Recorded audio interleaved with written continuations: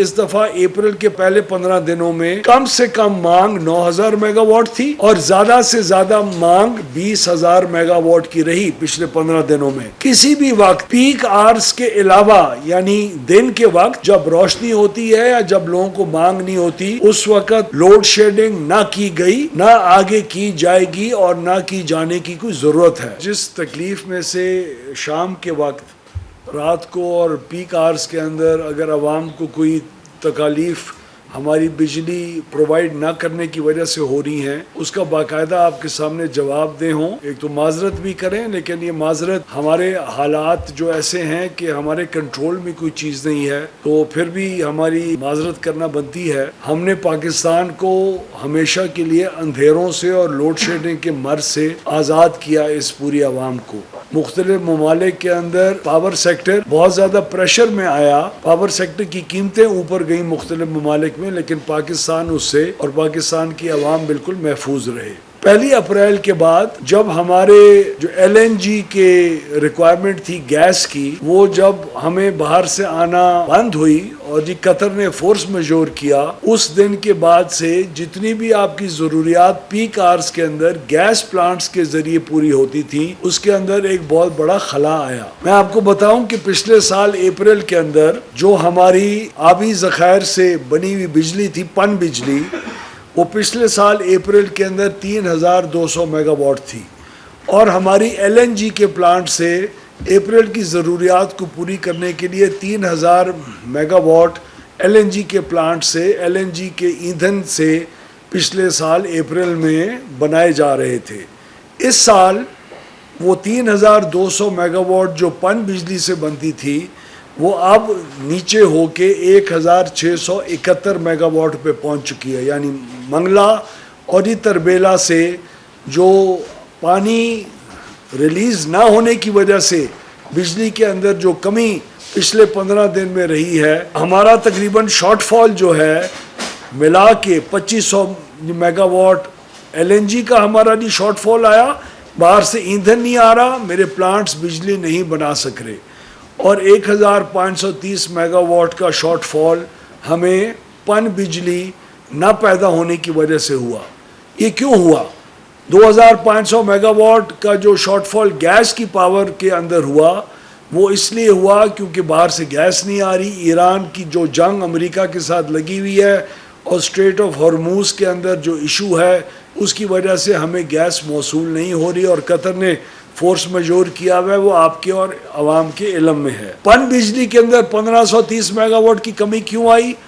اس دفعہ اپریل کے مہینے میں موسمی حالات اور بارشوں کی وجہ سے ہمارے جو صوبے ہیں جن کو پانی کی ضروریات کسان کے لیے ہوتی ہے، اور پانی کا ایک کلیئر پرنسپل اور رول ہے پاکستان کے اندر کہ پانی اس وقت ان ذخیروں سے ریلیز ہوگا جب کسان پانی مانگے گا، ورنہ صرف بجلی پیدا کرنے کے لیے یہ پانی ریلیز نہیں ہو سکتا، کیونکہ آگے جو کسان کو اپنی فصل کے لیے پانی کی ضرورت ہوتی ہے وہ پوری نہیں ہو سکے گی اور یہ پانی سیدھا عربین سی میں جا کے ضائع ہو جائے گا.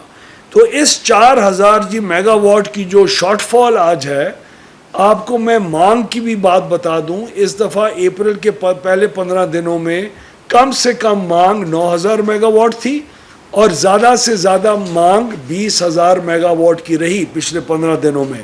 مختلف اوقات کے اندر یہ مانگ مختلف ہوتی تھی. کسی بھی وقت پیک آورز کے علاوہ یعنی دن کے وقت جب روشنی ہوتی ہے یا جب لوگوں کو مانگ نہیں ہوتی اس وقت لوڈ شیڈنگ نہ کی گئی، نہ آگے کی جائے گی اور نہ کی جانے کی کوئی ضرورت ہے. جب آپ کی مانگ 16,500 میگا واٹ سے اوپر جاتی ہے تب آپ کی گیس کے پلانٹس کی ضرورت پیش آتی ہے. جب گیس نہیں ہوتی تو اس کو پورا کرنے کے لیے آپ کے پاس کوئی اور ایندھن نہیں ہے.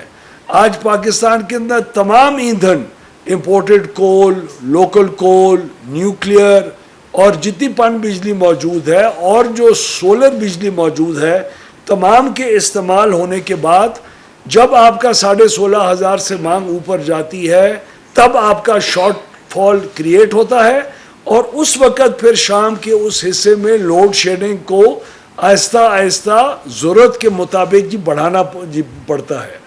کچھ ایسے دن آئے جب یہ مانگ تقریباً 17-18 ہزار میگا واٹ تھی. کچھ ایسے دن آئے جس کے اندر 20 ہزار میگا واٹ تک گئی.